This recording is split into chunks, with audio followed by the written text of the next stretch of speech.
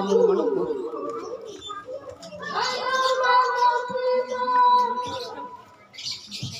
Nainita na oh. Bilag na bilag na.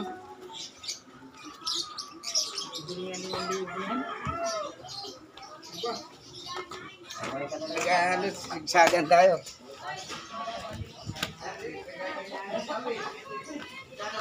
Tara na, Chok. Guys, look. Ito ang aking ginagawa ngayon. Gulay ito na lubi-lubi ang tawag sa Bicol. Sarap to sa gata. Diba, nakakita na ba kayo ng ganito? Kinakain to. Ang gagawin nyo, gagayatin nyo siya ng ganito. O, pagkaano nyo yung mga malalambot pang dahon. Tapos, lilinisin nyo. Siyempre, kailangan yan linisin. Mamaya, lilinisin natin yan. Yan. Tapos, puputol-putulin natin yan. Hiwa-hiwain natin ng maliliit. Dahil, yan ang ulam natin. Masarap to, guys. Yan. May mga health benefits din to sa katawan. Sabi nga, maganda daw itong gamot sa may mga sakit sa bato. Ito. Ang lubi.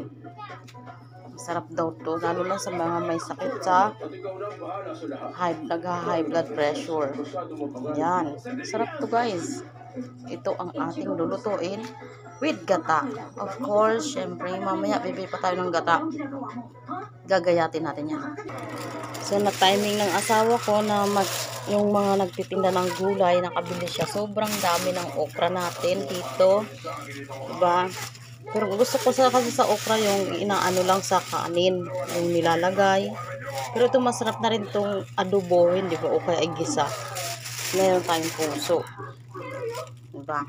Ayan. Pero kaya sa sobrang dami ito, masarap itong lagyan ng puso. Kaso sobrang dami at kaunti lang naman kami. Ito lang ang iluluto ko. Pure lubi-lubi lang. Ayan, meron tayong tirang isda. Kaninang umaga pa to. Yung prinito ko, yun ang inagahan namin. Meron tayo dito mani kasi nagmakain-kain ako kahit kaunti. Kaya nagngangat-ngat-ngat-ngat. Ayan, meron pang balat ng gin. May uminom dito ng gin. Sino ang salarin? Hindi, yung kapatid ko at saka yung asawa ko, nag-inuman sila kagabi. Gin ang ininom. So, masarap to, guys. So, mamaya, tingnan nyo kung paano ko to niluluto. It's so yummy, lube-lube. Wow. Ang aking niluluto ay lube. O, diba? Sarap naman ang lube namin, no? Lube-lube sa Bicol. Makain ba kayo niyan? Ginataang lube-lube. Unboxing tayo nito. Yehey! Yehey! Let's go! Let's go! Dahil may baby, meron tayong ganito. Dahil importante to kay baby! Yehey! O, unbox mo na, anak. Okay. Ayan o, nakikita nyo. Korean diaper siya. Okay. Wow. Ganda naman, baby girl.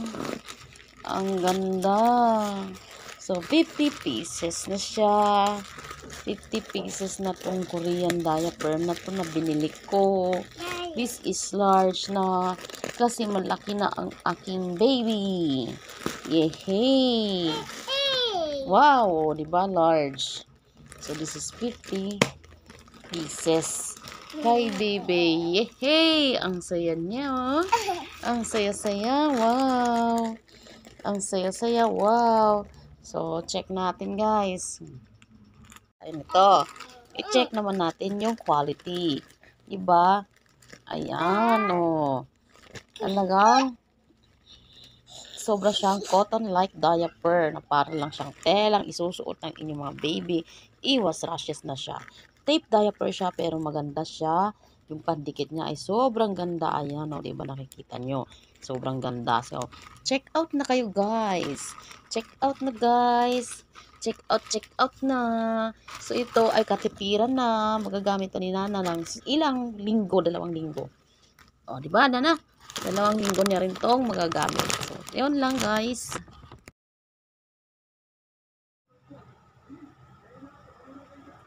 Tulog pa yung mga anak ko. Ayan, diba? Sleeping child. Morning guys, kagigising ko lang. And look at me. Sobra pa akong haggard. Walang ayos-ayos. Dahil kagigising nga lang. Hindi, ngayon magluluto na ako. Umpisan ko na yung pagluluto. Nagluto na ako ng agahan namin. Kanina, pinakain ko na siyempre yung asawa ko. Nagsangag ako. At of course, nagluto na ako ng pansit. Naubos na yung pansit eh. So ngayon, tingnan nyo yung itsura ko guys. Sana okay lang sa inyong ganito ang ayos ko ngayon. So wait lang. Yan ang agahan namin. And of course, we have pandesal. Meron tayo yan, tsaka pandesal. Of course, we have pandesal. Bread. Ayan. See? Malunggay yan. Malunggay pandesal. Masarap yan with cheese. Ayan yung cheese ko. Ayan. Big time cheese. Ngayon, ang lulutuin ko guys ay eto. Gata.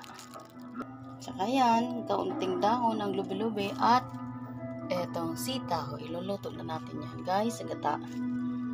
So, kailangan natin ng maraming gata. Ito yung sinangag ko na may kaunting yan, corned beef. Nilagyan ko ng corned beef para may lasa yung kanin. Giniling, meron tayong ganito. Igigiling natin siya dito guys. Ito-try natin to, of course. Meron pang bawang, wait lang. Ayan guys, iluluto na natin ang ating gulay. Of course, kailangan natin yung haluin. Nilagay ko na yung gulay natin. Ang liit-liit lang kasi nitong ano natin. Gaganyan lang natin yun. I-press lang natin. Yan. I-press lang natin yan guys. And then, takpan. Takpan natin ng 5 minutes.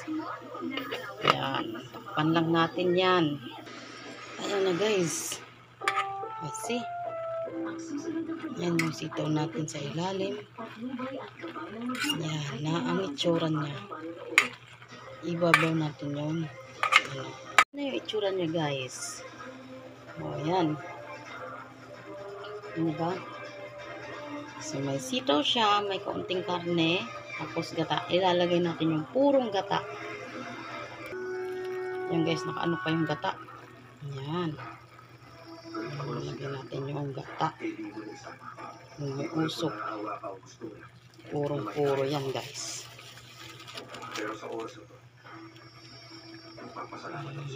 Purong gata. Nyog na nyog talaga yan. Natural na nyog. Hindi yan minix-mix lang. So, magandang klase ng nyog ang ating binili. Okay na. At hayaan natin kumulo ulit yan. So, yan.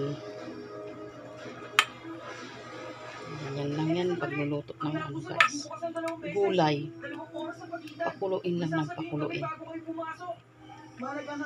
So, takpan na natin. At mamaya, luto na yan. See you later. Yan. Wow. Sarap na. Sarap na sarap na. Diba? Ang sarap. Gata. Namuo yung gata, diba? Nilagay natin gata, namuo. Yan na. Ang sarap niyan, guys. Mamaya, kakainin natin yan.